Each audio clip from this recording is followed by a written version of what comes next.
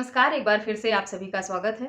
इस वीडियो द्वारा मैं सुप्रीम कोर्ट का एक बहुत ही ऐतिहासिक जजमेंट आप लोगों के साथ शेयर करने वाली हूँ। इस जजमेंट में सुप्रीम कोर्ट ने भारतीय संविधान के अनुच्छेद 142 के अंतर्गत जो सुप्रीम कोर्ट की अंतर्निहित शक्तियाँ हैं, उसका उपयोग करके पत्नी को जो बकाया मेंटेनेंस था, उसके भुगतान के लिए पति के खिलाफ एक ऐसा फैसला सुनाया जिसे सुनकर आप ये समझ सकते हैं कि मेंटेनेंस केस में अगर आप लापरवाही करेंगे तो आपको अपनी संपत्ति से भी हाथ धोना पड़ सकता है, चाहे वो आपकी पैतृक संपत्ति ही क्यों ना हो, आपके पेरेंट्स से मिली हुई संपत्ति ही क्यों ना हो, उसे भी सुप्रीम कोर्ट को यह अधिकार है कि उसे बेचकर, उसे कुर्क करके आपकी पत्नी को मेंटेनेंस पे करने का आदेश, जैसा कि इस जजमेंट में सुप्रीम कोर्ट ने आदेश दिया है।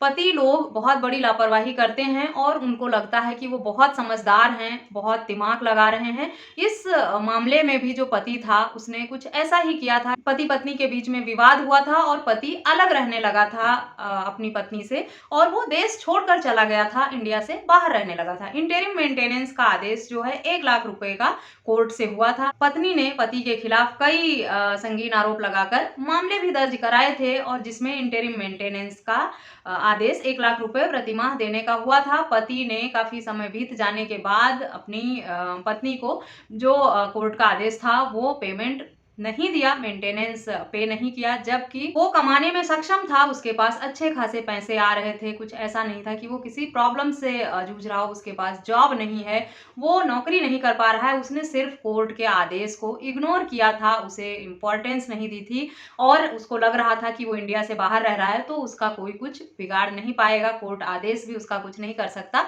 लेकिन ये उसकी बहुत बड़ी गलतफहमी साबित हुई, जिसमें सुप्रीम कोर्ट ने उसके पैतृक संपत्ति को बेचकर और उसे कुर्क करके पत्नी का जो बकाया मेंटेनेंस था 1.25 करोड़ रुपए उसे लौटाने का आदेश दे दिया। तो आप लोग मेंटेनेंस के केस में लापरवाही बिल्कुल भी ना करें, कोर्ट के आदेश को बिल्कुल भी अवॉइड ना करें, उससे भागे नहीं, बचे नहीं। अगर आपको लग रहा है गलत आदेश हुआ है, फैसला आपके खिलाफ हो गया है, तो आपको अपील में जाने का ऑप्शन मिलता है। आपको अपने केस को फॉलो अप जरूर करना है। अगर इतनी बड़ी लापरवाही आप करेंगे तो आपकी पैतृक संपत्ति से, जो आपके दादा और पिता से मिली हुई संपत्ति है, उसको भी बेचकर, उसे कुर्क करके, नीलाम करके आपकी पत्नी को भरण पोषण का अमाउंट देने का आदेश कोर्ट दे सकता है। उसे ये अधिकार है। आप लोग इस बात को अच्छे से समझ लें। मेंटेनेंस केस से आप भाग कर नहीं बच सकते हैं, लड़ के ही बच सकते हैं। सिर्फ यही एक रास्ता है कि आप लड़कर मेंटेनेंस केस को जीतें और अपने हक में फैसला लें। किसी भी तरह की लापरवाही, छोटी छोटी गलतियां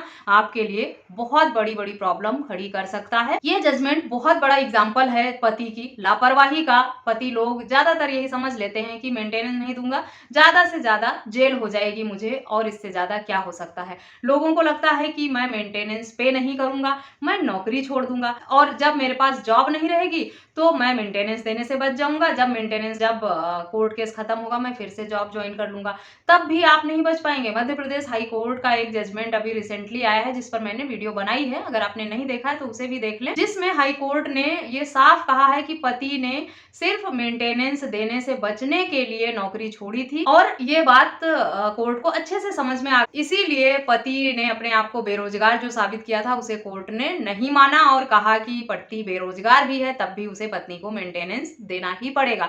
तो ना आप नौकरी छोड़कर मेंटेनेंस देने से बच सकते हैं, ना आप भाग कर बच सकते हैं, जगह बदलकर, शहर बदलकर, देश से बाहर भाग के, या आप कहीं छुप कर अपना नंबर बदल कर, या सोच रहे हैं मैं जेल जाऊंगा और मेंटेनेंस देने से बच जाऊंगा। ये सब बहुत पुरानी बातें हो गई हैं। मेंटेनेंस केस पर ये हाल ही का जजमेंट आया हुआ है, जो सुप्रीम कोर्ट का आदेश है। इसके हिसाब से अब पत्नी अगर चाहेगी तो आपके माता पिता की दी हुई जो संपत्ति है, आपको लगता है कि आपके नाम पर इंडिया में कोई प्रॉपर्टी नहीं है, आपने नहीं खरीदी है, तो आपके माँ बाप के नाम पर संपत्ति है, उसको नहीं ले सकती कोर्ट। उसके नाम पर भी खरीदी हुई जो संपत्ति थी वो भी आपकी ही संपत्ति है और उससे भी रिकवर किया जा सकता है। वो भी आपकी पत्नी के मेंटेनेंस की रिकवरी के लिए सुप्रीम कोर्ट, हाई कोर्ट आदेश दे सकता है और वो बेचकर आपकी पत्नी का जो बकाया मेंटेनेंस है उसे भुगतान कर दिया जाएगा। इसलिए ऐसी लापरवाही करने से बचें। ये तो रहा सुझाव कि पति लोग अपने मेंटेनेंस के केस में किस तरह से अपने आप को एक्टिव रखें और लापरवाही बिल्कुल भी ना करें। अब चलिए जानते हैं आगे कि क्या था ये पूरा मामला जिस पर सुप्रीम कोर्ट ने इस तरह का आदेश दिया है। संबंधित मामले में पति पत्नी के बीच में जब विवाद शुरू हुआ था, पत्नी अपने पति का घर छोड़कर अपनी विधवा मां के साथ रहने चली गई थी और कुछ समय पश्चात पत्नी ने पति के खिलाफ आपराधिक आरोप लगाकर मामले दर्ज कराए, जिस पर पति की अग्रिम जमानत की याचिका जो है वो भी खारिज हो गई। फिर पत्नी का मेंटेनेंस का केस जो था उसमें भी पति प्रेजेंट नहीं हो पाया। संबंधित मामले में सास ससुर के खिलाफ भी पत्नी ने आईपीसी के सेक्शन 420, 468, 406, 34 और 120B के अंतर्गत मामला दर्ज कराया था, जिन्हें भी अग्रिम जमानत से वंचित कर दिया था कोर्ट ने। यानी जिन लोगों के खिलाफ आपराधिक मामले दर्ज कराए थे पत्नी ने आरोप लगाकर, सास ससुर और पति, उनमें से किसी को भी अग्रिम जमानत भी नहीं मिली थी कोर्ट से। कोर्ट ने 40 लाख रुपए जो इंटरिम मेंटेनेंस की बकाया राशि थी उसे भुगतान करने का निर्देश भी दिया था, उसे भी पूरा करने में पति विफल रहा। 2016 में संबंधित मामले में 1 लाख रुपए प्रतिमाह इंटरिम मेंटेनेंस देने का आदेश पत्नी के लिए कोर्ट ने किया था, जिसे बाद में बढ़ाकर 1,27,000 कर दिया गया। पत्नी के लगातार प्रयास के बाद पति और उसके ससुर द्वारा एक भी पैसे मेंटेनेंस का भुगतान नहीं किया गया था, जबकि पति जो था वो अपने पिता के अकाउंट में लगातार पैसे भेज रहा था, ट्रांजैक्शन कर रहा था।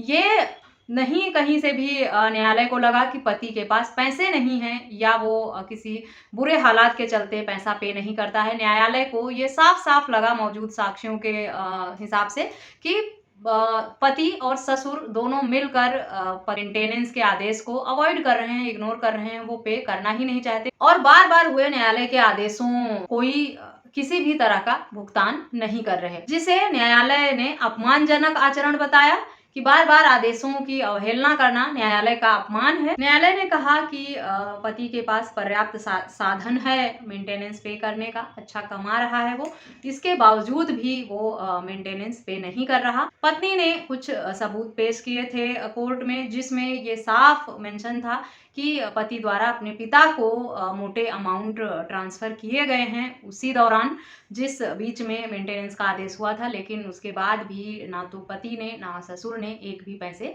मेंटेनेंस का भुगतान किया, जो कोर्ट के आदेश की अवहेलना है। पिता की जो संपत्ति थी उसका भी एकमात्र उत्तराधिकारी जो है वो महिला का पति ही था। ये सारे सबूत महिला ने न्यायालय के समक्ष दिए थे। पैतृक संपत्ति से पति को 11 दुकानें मिली थी, शॉप्स मिली थी, जिसका रेंट अच्छा मोटा अमाउंट पति को मिल रहा था। 1.25 करोड़ रुपए पति पर मेंटेनेंस की बकाया राशि हो गई थी, लेकिन पति एक भी रुपया पे नहीं कर पाया था। इस पर न्यायालय ने पूरे मामले को समझते हुए, ध्यान में रखते हुए और सारे तथ्यों को देखकर ये पाया जानबूझकर पति और उसका ससुर मेंटेनेंस पे नहीं कर रहा है। कोर्ट आदेश की अवहेलना की है पति और ससुर ने मिलकर, इसीलिए जो 11 मौजूद दुकानें थी उनमें से 6 दुकानों को बेचकर 1.25 करोड़ रुपए जो मेंटेनेंस की बकाया राशि थी उसे पे करने का आदेश सुप्रीम कोर्ट ने दिया। साथ ही ये भी निर्देश दिया कि अगर संपत्ति निर्धारित समय के अंदर बिकती नहीं है तो उसकी कुर्की करके